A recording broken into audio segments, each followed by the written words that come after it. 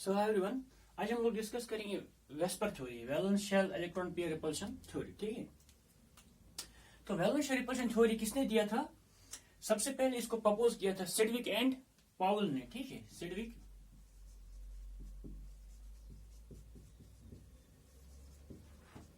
Around 1940 में इन्होंने दिया था।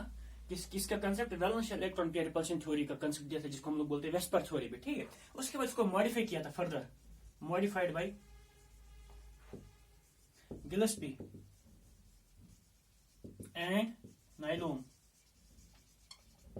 इन 1957। इस थ्योरी को फिर मॉडिफाई किया था गिलस्पी एंड नाइलोम ने। ठीक है, ये थ्योरी किसके रिलेटेड है? ये थ्योरी एक्सप्लेन करती है शेप, ठीक है, shape of molecules and ions. ठीक है ना, जो थ्योरी हमारा है ये किसको एक्सप्लेन करती है? शेप ऑफ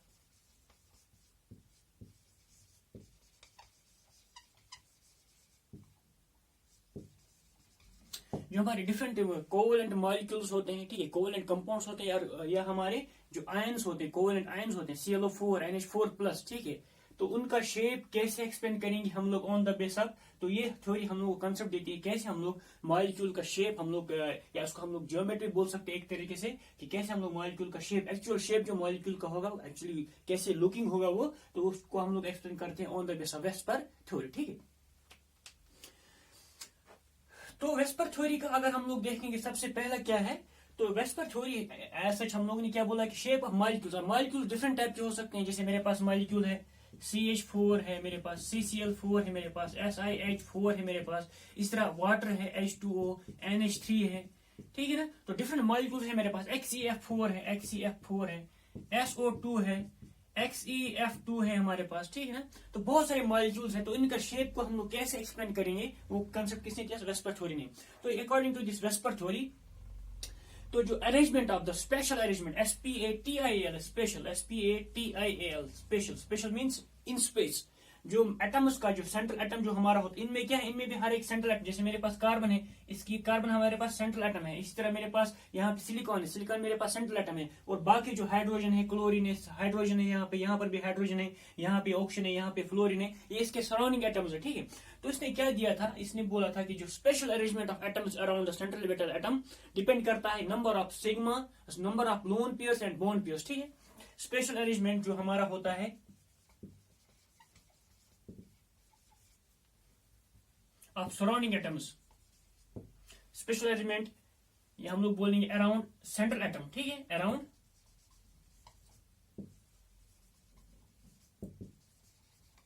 जो स्पेशल अरेंजमेंट जो होता है अराउंड सेंट्रल एटम, वो किस पे डिपेंड करता है? Depends upon lone pairs and bond pairs. ठीक है, लोन पेयर्स क्या होते हैं? हमारे लोन पेयर जो होते हैं वो इलेक्ट्रॉन पेयर जो हमारा बॉन्डिंग में इन्वॉल्व नहीं होता है, जो बॉन्डिंग में टेक पार्ट नहीं करता, उसको हम लोग बोलते हैं लोन पेयर। ठीक है, और बॉन्ड पेयर क्या होता है? जैसे मेरे पास नाइट्रोजन है, ये इसका लोन पेयर है, तो ये इन्वॉल्व नहीं होता है बॉन्डिंग में। ठीक है, लेकिन इसकी ज्योमेट्री में हेल्प करेगा, चाहे वो डायरेक्टली करेगा इनडायरेक्टली करेगा, वो हम लोग देखेंगे। तो ये इसके जो होते हैं, ये जो होता है ये उसको हम लोग बोलते हैं बॉन्ड पेयर, जो इन्वॉल्व होते हैं बॉन्डिंग में, जो इलेक्ट्रॉन पेयर बॉन्डिंग में इन्वॉल्व होते हैं उनको हम लोग बोलते हैं बॉन्ड पेयर्स। ठीक है, और जो इलेक्ट्रॉन पेयर जो हमारा बॉन्डिंग में इन्वॉल्व नहीं होते, जिसको हम लोग बोलते हैं शेयर्ड पेयर ऑफ इलेक्ट्रॉन भी, उसको हम लोग क्या बोलते हैं? लोन पेयर भी बोलते हैं। तो इसने क्या बोला? जो अरेंजमेंट ऑफ अराउंड, जो स्पेशल अरेंजमेंट एक एटम के सराउंड जो डिफरेंट एटम्स का अरेंजमेंट होगा, वो किस पे डिपेंड करेगा? Number of lone pairs and bond pairs. ठीक है, यहां तक क्लियर? उसके बाद जो number of lone pairs bond pairs के बाद इसने क्या बोला? तो ये डिटरमाइन करते हैं, तो इसका मतलब क्या हुआ? तो ये डिटरमाइन करते हैं number of lone pairs and bond pairs, क्या डिटरमाइन करते हैं? इस मॉलिक्यूल का ज्योमेट्री डिटरमाइन करते हैं। जैसे मैंने इससे पहले भी एक्सप्लेन किया था हाइब्रिडाइजेशन। हाइब्रिडाइजेशन एक्चुअली है क्या? कितने एक एटम के सराउंड कितने lone pairs and bond pairs किए हैं, कितने हैं, उनको जब हम लोग ऐड करते हैं तो यहां से हम लोगों को क्या पता चलता है इसका हाइब्रिडाइजेशन क्या है। फॉर एग्जांपल इसके पास बॉन्ड पेयर कितने? 1 2 3 बॉन्ड पेयर है, तो बॉन्ड पेयर इसके 3 हो गए, प्लस लोन पेयर कितना है? 1 लोन पेयर है, प्लस 1 तो हो गया 4। इसका मतलब इसका हाइब्रिडाइजेशन क्या होगा? इसका sp3 हाइब्रिडाइजेशन होगा। इसका मतलब इसने क्या बोला था? जो special arrangement of atoms around the central atom, वो डिपेंड करता है number of lone pairs and bond pairs पे, और वही डिटरमाइन करता है इसकी ज्योमेट्री। ठीक है, यहां तक क्लियर? अब उसने क्या बोला, और उसके बाद इस और एक स्टेटमेंट है यहाँ पे कि जो हमारा पाई बॉन्ड होता है, पाई बॉन्ड वो इसमें हेल्प नहीं करता, वो इसका कोई इफेक्ट नहीं होता है ज्योमेट्री पे, एज सच इसका डायरेक्ट इफेक्ट नहीं होता है ज्योमेट्री पे, किसका पाई बॉन्ड का डायरेक्टली इसमें ज्योमेट्री पे इफेक्ट नहीं होता। इसका मतलब अगर मेरे पास एक पाई बॉन्ड है तो वो उतना इफेक्ट नहीं करेगा एक मॉलिक्यूल की ज्योमेट्री को। तो कौन कौन इफेक्ट करता है? Only bonding pairs. Bonding pairs में भी कौन सा? हम लोग सिग्मा बॉन्ड बोल सकते हैं, सिग्मा बॉन्डिंग पेयर्स। ये हमारा सिग्मा बॉन्ड पेयर, ये भी सिग्मा बॉन्ड पेयर, ये सिग्मा बॉन्ड पेयर, और हमारा लोन पेयर इफेक्ट करते हैं बॉन्डिंग को, ठीक है। तो यहां तक तो क्लियर है। उसके बाद ये तो पहला स्टेटमेंट हो गया इसका। अब दूसरा स्टेटमेंट क्या था इसका?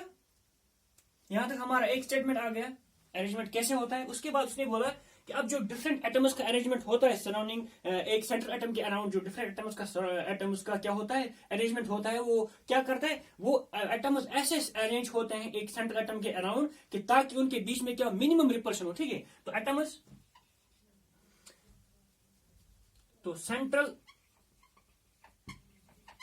Atom is surrounded by different atoms, ठीक है। डिफरेंट एटम्स को, या वो सेम एटम भी हो सकते हैं, डिफरेंट एटम्स भी हो सकते हैं। तो जो हमारा सेंट्रल एटम है, जैसे मेरे पास यहाँ पे सेंट्रल एटम है, तो अब इसके पास सराउंडिंग एटम्स क्या है? दो फ्लोरीन है यहाँ पे, ठीक है। तो central atom is surrounded by different atoms, ठीक है, इन सच अ वे। तो वो ऐसे पोजीशन पे रहते हैं, तो ये फ्लोरीन हमारे ऐसे पोजीशन पे रहेंगे, ठीक है, इन सच अ वे सो एज टू हैव, तो इस तरीके से वो रहेंगे वहां पे ताकि उनके बीच में हो मिनिमम रिपल्शन,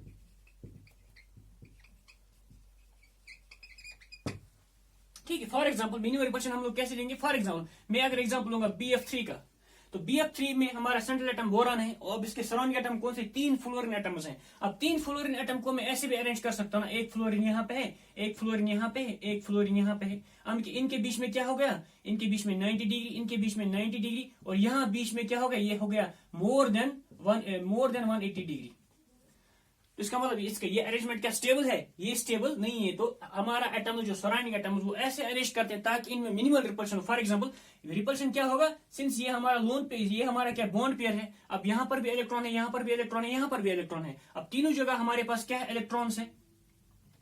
अब ये इलेक्ट्रॉन पेयर इस इलेक्ट्रॉन पेयर को रिपल्शन करेगी, ये इलेक्ट्रॉन पेयर इस इलेक्ट्रॉन पेयर को रिपल करेगी, ठीक है। अब ये क्या करेंगे? आपस में इतना रिपल्शन करेंगे, ये आपस में धक्का मुक्की ऐसे करेंगे ताकि यहाँ पे क्या हो? मिनिमम रिपल्शन हो। फॉर एग्जांपल यहाँ से तो मिनिमम रिपल्शन होगा, क्योंकि बहुत फ्लोरीन दो एटम्स 1 2 3 1 और 3 तो बहुत दूर है आपस में। अब यहाँ पे देखेंगे 2 और 1 में ये बहुत नजदीक, क्योंकि 90 डिग्री एंगल है। अब 90 डिग्री एंगल में क्या होगा? ये रिपल्शन होगा, फिर से ये फ्लोरीन यहाँ चला जाएगा, ठीक है। अब यहाँ के बीच में 90 डिग्री, अब ये फिर से फ्लोरीन यहाँ चला जाएगा ताकि हर एक एंगल इक्वल हो। फॉर एग्जांपल यहाँ पे अब एंगल कितना होगा? 120, यहाँ पर भी 120, यहाँ पर भी 120। इसका मतलब 120 अरेंजमेंट जो है वो उसका स्टेबल अरेंजमेंट है। तो एटम्स ऐसे सराउंड होते हैं ताकि इनका रिपल्शन आपस में क्या हो? जो सराउंडिंग एटम्स का रिपल्शन आपस में मिनिमम हो। तो अगर हम लोग यहाँ पे BF3 का स्ट्रक्चर लिखेंगे on the base of VSEPR theory, तो हम लोग इसको ऐसे बोलेंगे, बोरान एक फ्लोरीन एक साइड में, दूसरा फ्लोरीन दूसरे साइड में, तीसरा फ्लोरीन यहाँ पे इस साइड में, ताकि अगर इस फ्लोरीन को नजदीक लेके आएंगे, यहाँ के एंगल क्या होगा? यहाँ पे एंगल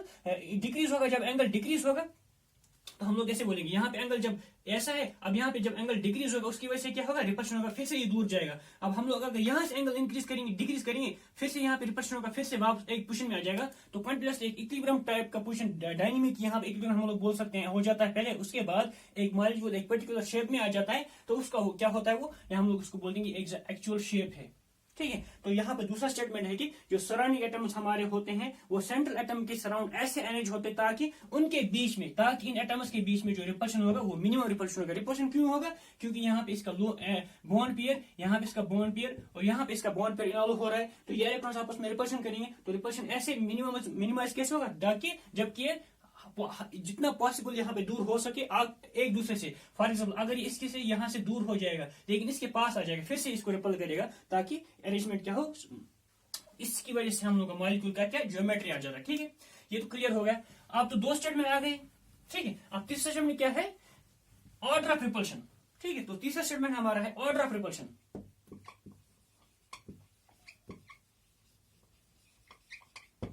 तो ऑर्डर ऑफ रिपल्शन हम लोगों ने पढ़ा होगा पहले ही 11th 12th में। तो हम लोगों को पता होता है lone pair repulsion is more than loan pair, bond pair repulsion is more than bond pair repulsion, ठीक है। तो सबसे ज्यादा रिपल्शन कहां पे होता है? जहां पे हमारा लोन पेयर हो, ठीक है।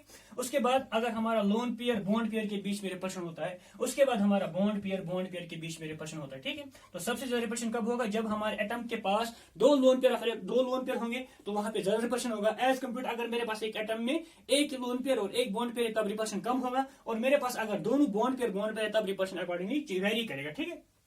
तो सबसे लीस्ट रिपल्शन यहाँ पे होगा। अब हम लोग अब यहाँ पे आप लोग पूछोगे कि लोन पेयर में रिपल्शन क्यों होता है, बॉन्ड पेयर में उतना रिपल्शन क्यों नहीं होता है। अगर हम लोग कंपेयर करेंगे तो लोन पेयर में तो रिपल्शन ज्यादा दिखा रहा है, बॉन्ड पेयर में तो रिपल्शन बहुत कम दिखा रहा है। अब आप बोलोगे इसका रीजन क्या है, इसका रीजन है क्योंकि बॉन्ड हमारा होता है, बॉन्ड पेयर क्या होता है, वो लोकलाइज्ड होता है। क्या होता है, लोकलाइज्ड। जो बॉन्ड हमारा, फॉर एग्जाम्पल मेरे पास ये बॉन्ड है एन एच, ये बॉन्ड पेयर है, ये लोकलाइज्ड बिटवीन हाइड्रोजन और नाइट्रोजन। ये हाइड्रोजन और नाइट्रोजन की न्यूक्लियस के बीच में फंसा हुआ है, ये यहाँ वहां नहीं जा सकता है, ठीक है।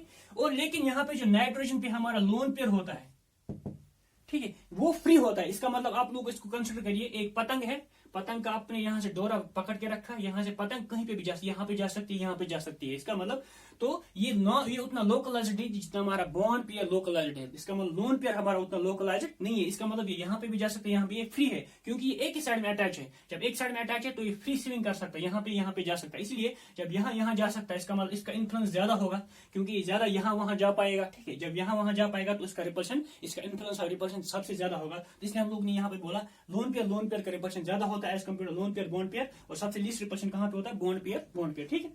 तो ये सब फैक्टर्स हम लोगों को हेल्प करते हैं to determine shape of the molecule, ठीक। अब यहाँ पे एक क्वेश्चन आता है, हम लोग किसको बोलेंगे शेप एंड ज्योमेट्री। कभी कभी कंफ्यूज हो जाता है बंदा, ज्योमेट्री क्या सेम है एज शेप, वो दोनों डिफरेंट चीजें हैं। वो डिपेंड करता है अरेंजमेंट ऑफ सेंट्रल एटम के, जो सेंट्रल एटम के हमारे सराउंड है, वो लोन पेयर से बॉन्ड पेयर, वो इस पे डिपेंड करता है, ठीक है। अगर हम लोग यहाँ पे देखेंगे geometry and shape, actual shape, अगर हम लोग थोड़ा कंपेयर करेंगे ज्योमेट्री को हम लोग एक तरीके से यहाँ पे ऐसे बोल सकते हैं हाइब्रिडाइजेशन, ठीक है, कंपेयर कर सकते हैं इसको। और यहाँ पे एक्चुअल शेप, ठीक है। फॉर एग्जाम्पल इसको समझने के लिए हम लोग ज्योमेट्री और शेप को समझने के लिए हम लोग 3 एग्जाम्पल लेंगे। यहाँ पे मेरे पास है CH4 NH3 एंड H2O। यहां से हम लोग का वो स्टेटमेंट भी क्लियर हो जाएगा, लोन पेयर बॉन्ड पेयर और लोन पेयर बॉन्ड पेयर का रिपल्शन कैसे वेरी करता है, ठीक है। अब यहाँ पे देखेंगे, जैसे मेरे पास इसका हाइब्रिडेशन क्या है, हाइब्रिडेशन हम लोगों ने निकाला होता है 1/2। हाइब्रिडेशन कैसे हम लोग निकालते हैं, हाइब्रिडेशन हमारा होता है 1/2 number of valence electron of central atom. Central atom यहाँ पे कौन सा है, कार्बन है, इसका वैलेंस इलेक्ट्रॉन कितना है, सिंस कार्बन हमारा एटॉमिक नंबर क्या है, 6 है, तो यहाँ पे कार्बन का एटॉमिक नंबर 6 है, कार्बन का एटॉमिक नंबर 6 है, तो हम लोग लेंगे 2 4, तो 2 इसका वैलेंस इलेक्ट्रॉन है, ठीक है। तो number of valence electrons 4 plus number of monovalent atom surrounding, monovalent atom surrounding कितने, 4, जिनका वैलेंस 1 होता है। जैसे हमारे पास हेलोजन होते हैं और हाइड्रोजन होता है, तो यहाँ पे 4 है, ठीक है। तो ये हो गया 8/2 नंबर, कैटाइन भी नहीं है, एनाइन भी नहीं है, तो हम लोग यहाँ पे लिखेंगे 4। इसका मतलब 4 का मतलब क्या है, इसका हाइब्रिडेशन sp3 है। अब इस मॉलिक्यूल का भी हम लोग हाइब्रिडेशन निकालेंगे, तो यहाँ पर हम लोग 1/2, नाइट्रोजन का हमारा होता है 2 and 5, 5 वैलेंस इलेक्ट्रॉन्स होते हैं यहाँ पे, तो हम लोग 5 ऐड करेंगे यहाँ पे, plus number of monovalent atom surrounds कितने हैं, 3 है यहाँ पे, तो प्लस 3 करेंगे यहाँ पे, 5 3 कितना हो गया 8/2, फिर से 4 आ गया। इसका मतलब इसका भी हाइब्रिडेशन क्या है, इसका भी हाइब्रिडेशन हमारा sp3 है, ठीक है। अब वाटर का देखेंगे, वाटर का हमारा वैलेंस कितना होता है, एटॉमिक नंबर 6 होता है, 8 होता है, ठीक है। तो हो गया 2 and 6, तो 6 वैलेंस इलेक्ट्रॉन होते हैं, तो यहाँ पे हम लोग 6 ऐड करेंगे। Number of monovalent atom surrounds कितने हैं, 2 है, तो यहाँ पे हम लोग 3 के बदले 2 करेंगे, फिर भी यहाँ 8 आ जाएगा, तो यहाँ पे फिर से 4, तो इसका भी हाइब्रिडेशन हमारा यहाँ पे क्या होगा, sp3 हाइब्रिडेशन होगा। इसका मतलब अकॉर्डिंग टू आइडियल ज्योमेट्री इसका क्या हो सकता है, sp3 हाइब्रिडेशन किसमें होता है, जो हमारा टेट्राहाइड्रल। इसका मतलब ये भी हमारा टेट्राहाइड्रल है, ये भी हमारा टेट्राहाइड्रल है, ये भी हमारा टेट्राहाइड्रल है, तीनों as per geometry, as per hybridization, molecule का शेप, मॉलिक्यूल का ज्योमेट्री क्या है, टेट्राहाइड्रल है, ठीक है। तो ज्योमेट्री हम लोग, तो यहां तक क्लियर है ना, यहां तक क्लियर है। अब हम लोग अगर देखेंगे ज्योमेट्री किस पे डिपेंड करता है, ज्योमेट्री अगर हम लोग इसको अलग से देखेंगे, यहाँ पे लोन पेयर, 1 लोन पेयर और 3 बॉन्ड पेयर, तो फिर भी 4 आ जाएगा। यहाँ पे 2 लोन पेयर 2 बॉन्ड पेयर, तो फिर भी यहाँ पे 4 आ जाएगा। यहाँ पर भी 4 बॉन्ड पेयर है, लोन पेयर 0, तो फिर भी यहाँ पे 4 आ जाएगा, तब भी हाइब्रिडेशन हम लोग निकाल सकते हैं sp3। इसका मतलब ज्योमेट्री किस पे डिपेंड करता है, जो हमारा loan pair plus bond pair पे डिपेंड करता है हमारा ज्योमेट्री, ठीक है। तो इसका मतलब यहाँ पर भी टेट्राहेड्रल, यहाँ पर भी टेट्राहेड्रल, यहाँ पर भी टेट्राहेड्रल, ठीक है। अब ज्योमेट्री किस पे डिपेंड करते हैं, हमारा loan pair and bond pair पे। तो ज्योमेट्री क्या होता है, एक्चुअली हम लोग बोल सकते हैं हाइब्रिडेशन क्या है मॉलिक्यूल का। तो हाइब्रिडेशन इसका sp3 sp3 sp3, as per hybridisation इसका ज्योमेट्री क्या होगा, टेट्राहेड्रल टेट्राहेड्रल टेट्राहेड्रल, ठीक है। लेकिन एक्चुअली इसका टेट्राहेड्रल है, लेकिन इसका क्या है, इसका हम लोग देखेंगे और वाटर का भी देखेंगे क्या है, ठीक है। तो एक्चुअली क्या है, तो लोन पेयर ज्योमेट्री में हम लोग क्या कंसिडर करते हैं, both loan pair and bond pair, ठीक है। तो अगर फॉर एग्जांपल कार्बन, एक हाइड्रोजन यहाँ पे, एक हाइड्रोजन यहाँ पे, एक हाइड्रोजन यहाँ पे, एक हाइड्रोजन यहाँ पे, तो यहाँ पे हम लोग सिंपली ये कंसिडर करते हैं बॉन्ड पेयर। तो यहाँ पर भी हम लोग नाइट्रोजन में क्या देखेंगे, loan pair plus bond pair, loan pair plus bond pair, एक बॉन्ड यहाँ से, एक बॉन्ड यहाँ से, एक बॉन्ड यहाँ से, तो हम लोग कैसे लिखेंगे, ठीक है। अब यहाँ पर वाटर में भी हम लोग लिखेंगे, एक हाइड्रोजन यहां से लिखेंगे, एक हाइड्रोजन यहां से लिखेंगे। तो जब एक मॉलिक्यूल में हम लोग तीनों चीज कंसिडर करेंगे, लोन पेयर भी बॉन्ड पेयर भी, लोन पेयर भी बॉन्ड पेयर भी, लोन पेयर भी बॉन्ड पेयर भी, तब वो मॉलिक्यूल का क्या बताता है, उसका ज्योमेट्री बताता है। तो as per this lone pair plus bond pair कितना आएगा हमारा, 4 आता है, तो उसका ज्योमेट्री क्या होगा, टेट्राहेड्रल, ठीक है। अब शेप क्या होता है, तो शेप में आप लोग सिंपली क्या करोगे, लोन पेयर को हटाओगे यहां से, लोन पेयर को जब आप हटाओगे यहां से, तो वो एक्चुअल शेप आपको देगा मॉलिक्यूल का। तो यहाँ पे तो कोई लोन पेयर है ही नहीं। अब हम लोग यहाँ पे देखेंगे, यहाँ पे क्या है, एक हाइड्रोजन यहाँ से, एक हाइड्रोजन यहाँ से, एक हाइड्रोजन यहाँ से और एक हाइड्रोजन यहाँ से, एक हाइड्रोजन यहाँ से, एक हाइड्रोजन, किसने बोला, ये तो वेलस्पर-थोरी ने बोला ना, वेलस्पर-थोरी ने तो बोला है, वेलस्पर-थोरी ने क्या बोला है कि हाइड्रोजन मॉलिक्यूल जो सराउंडिंग एटम्स होते हैं, सेंट्रल एटम के, वो ऐसे अरेंज होते हैं ताकि मिनिमम रिपल्शन हो, ठीक है। अब यहाँ पे क्या है, यहाँ पे 109 डिग्री है, इसका मतलब ये टेट्राहेड्रल है हमारा, क्योंकि इसमें लोन पेयर है ही नहीं इन वालों, तो ये सिंपल बॉन्ड पेयर है, ठीक है, यहां तक क्लियर। अब यहाँ पे क्या है, अब हम लोग ज्योमेट्री तो सबका क्या है, ज्योमेट्री तो सबका क्या है, टेट्राहेड्रल। इसका मतलब ज्योमेट्री हम लोग को कौन सी चीज बताती है, loan pair plus bond pair. तो जो हमारा लोन पेयर बॉन्ड पेयर मिला के जब होता है वो हम लोग का ज्योमेट्री होता है, ठीक है। अब जब हम लोग लोन पेयर को एक्सक्लूड करते हैं यहाँ पे, तब वह हम लोग का मॉलिक्यूल का क्या आता है, तब मॉलिक्यूल का हम लोग का शेप आता है, ठीक है। तो एक्चुअल शेप क्या होता है, एक्सक्लूडिंग लोन पेयर।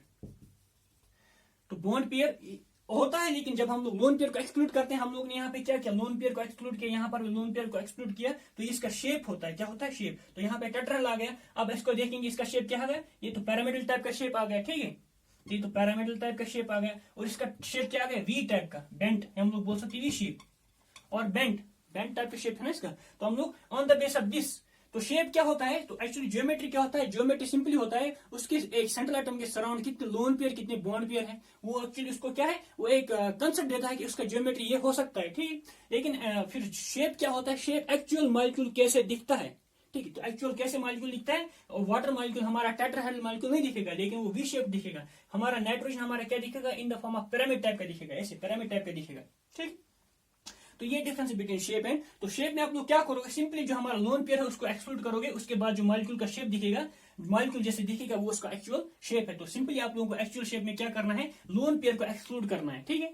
और ज्योमेट्री में क्या करना है, दोनों को, loan pair plus bond pair को आप लोगों को इंक्लूड करना है। इसमें क्या करना है, ओनली बॉन्ड पेयर को इंक्लूड करना है, लेकिन लोन पेयर को एक्सक्लूड करना है। ये तो हो गया हमारा, कैसे हम लोग एक्सप्लेन को, शेप को कैसे करेंगे, बिटवीन शेप एंड ज्योमेट्री को हम लोग कैसे क्या करेंगे, डिफरेंशिएट करेंगे, ठीक है। तो ये एक्चुअल जो थ्योरी है, जो हमारा वेस्पर थ्योरी है, तो एक्चुअली यही बताता है कि मॉलिक्यूल्स में कैसे उनका शेप वेरी करेगा, कैसे एक्सपेक्टेड ज्योमेट्री उनका कुछ और होगा, लेकिन उनका एक्चुअल शेप क्या होगा, उनका एक्चुअल शेप डिफरेंट होगा, ठीक है। तो अगर फॉर एग्जाम्पल अभी मैंने देखा, अगर हमारे पास क्या होगा, ज्योमेट्री और शेप को अगर हम लोग देखें, अगर मेरे पास लोन पे, अगर मेरे पास मॉलिक्यूल में क्या है, ओनली बॉन्ड पेयर्स है, अगर एक फॉर एग्जाम्पल CH4 है, इसमें ओनली बॉन्ड पेयर्स, इसमें लोन पेयर कोई नहीं, तब हमारा जो ज्योमेट्री होता है वो होता है हमारा शेप। इसका ज्योमेट्री क्या आ रहा था तब, टेट्राहेड्रल, उसका शेप भी क्या था, टेट्राहेड्रल। तो अगर हमारे पास ओनली बॉन्ड पेयर्स है, तो तब हमारा क्या होता है, ज्योमेट्री हमारा शेप के बराबर होता है। और अगर हमारे पास lone pair and bond pair दोनों हमारे पास है, तो इसका मतलब तब हम लोग क्या बोलेंगे, geometry is not equal to shape. तब ये क्या हो जाता है, डिवेट हो जाता है, ठीक है। अब रिपल्शन की वजह से डिवेट हो जाए, किसकी वजह से डिवेट हो जाए, तब हम लोग बोलेंगे अगर हमारे पास एक भी लोन पेयर इलेक्ट्रॉन है तो ये ज्योमेट्री से डिवेट हो जाता है, जो हमारा ज्योमेट्री वो एक्चुअल शेप नहीं हो सकता, ठीक है। तो एक शॉर्टकट है। तो नॉर्मली अगर हम लोग देखेंगे, जैसे मैंने बोला, अगर हम लोग अब कुछ एग्जाम्पल लेंगे यहाँ पे, जैसे मैंने NH3 लिया है, या हम लोग बोल सकते हैं अगर मेरे पास lone pair plus bond pair, ये अगर मिल के हमारा 2 आ रहा है, ठीक है, तो अगर मैं यहाँ पे लिखूंगा एक टेबल टाइप का, अगर लोन पेयर बॉन्ड पेयर मिला के 2 आ रहा है तो हाइब्रिडेशन क्या होगा या ज्योमेट्री क्या होगा, ज्योमेट्री हमारा लीनियर होगा, ठीक है। और अगर मिला के 3 आ रहा है तो ये क्या होगा, ये यहाँ पे ट्राइगोनल प्लेनर हो गया। और अगर 4 आ रहा है तो टेट्राहेड्रल हो गया, ज्योमेट्री, ठीक है। अभी हम लोग शेप की बात नहीं कर रहे। अगर 5 हो गया तो ट्राइगोनल बाइपिरामिडल हो गया, ठीक है। अगर 6 हो गया तो ऑक्टाहेड्रल हो गया। तो ऐसे वेरी कर सकता है अगर हमारे पास लोन पेयर बॉन्ड पेयर, क्योंकि लोन पेयर बॉन्ड पेयर क्या है, डिटरमाइन करता है ज्योमेट्री को। अब शेप क्या होगा, अब शेप अगर लोन पेयर इसमें है इन्वॉल्व तब इसका लीनियर नहीं होगा, कुछ और शेप होगा। 3 है, 3 में अगर मेरे पास 2 लोन पेयर एक बॉन्ड पेयर है, ठीक है, जैसे मेरे पास NH3 का NH3 सॉरी इसमें मैं अगर लूंगा तो 3 लोन पेयर एक 3 बॉन्ड पेयर एक लोन पेयर है, तो एक्चुअली क्या है, इसका शेप टेट्राहेड्रल है, लेकिन ज्योमेट्री टेट्राहेड्रल दिख रहा है, लेकिन एक्चुअली इसका ज्योमेट्री टेट्राहेड्रल नहीं, इसका ज्योमेट्री क्या होगा, पैरामेडल होगा। तो हम लोग अलग से डिफरेंट एग्जांपल करेंगे, उसमें हम लोग एक्सप्लेन करेंगे अच्छे से कि कैसे हम लोग ज्योमेट्री और शेप ऑफ मॉलिक्यूल को डिटरमाइन कर सकते हैं। तो यहाँ पे हम लोग को सब कंसेप्ट लेके आना है, हाइब्रिडेशन का कंसेप्ट लेके आना है, ठीक है, वैलेंस बॉन्ड थ्योरी लेके आना है, और उसके बाद फाइनली हम लोग एक शेप देंगे मॉलिक्यूल का, तो हम लोग इजीली डिटरमाइन कर सकते हैं कि एक्चुअल मॉलिक्यूल का शेप क्या है, while taking into consideration other things, geometry, उसका लोन पेयर, उसका बॉन्ड पेयर, उसका एक्चुअल हाइब्रिडेशन क्या है, वो सब चीजें कंसिडर में रख के उसके बाद हम लोग फाइनली मॉलिक्यूल का शेप निकाल सकते हैं। तो ये टॉपिक बहुत इंपॉर्टेंट है क्योंकि इसमें से बहुत सारे क्वेश्चन पूछे जाते हैं, ठीक है। तो आज के लिए इतने। नेक्स्ट में हम लोग देखेंगे डिफरेंट मॉलिक्यूल्स हम लोग लेंगे, उनका एग्जांपल्स करेंगे, तब हम लोग उसमें हम लोग समझेंगे कैसे हम लोग इजीली मॉलिक्यूल का शेप निकाल सकते हैं, ठीक है। Thank you.